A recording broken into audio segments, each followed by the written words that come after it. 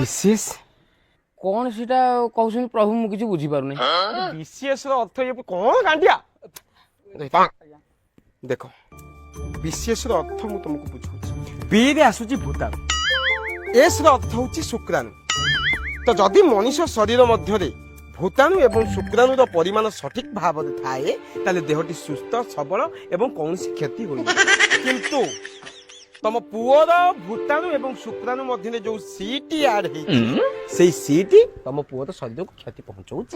ତଥାପି କାହିଁକି ମୁଁ ସେ ସି କଥା କିଛି ବୁଝିପାରୁନାହିଁ। କଣ ଗାଣ୍ଡିଆ ଇଏ କିଛି ଏବେ ବି ବୁଝି ପାରୁନାହାନ୍ତି।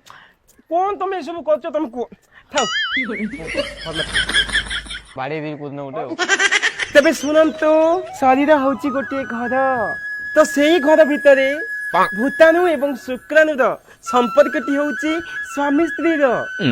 ଆଜ୍ଞା ସ୍ୱାମୀ ସ୍ତ୍ରୀ ମାନେ ବୁଝିପାରୁଛ, ମାନେ ପାଖାପାଖି ଶୁଅନ୍ତି ବସନ୍ତି ଉଠନ୍ତି, ମାନେ close close close close very close very close very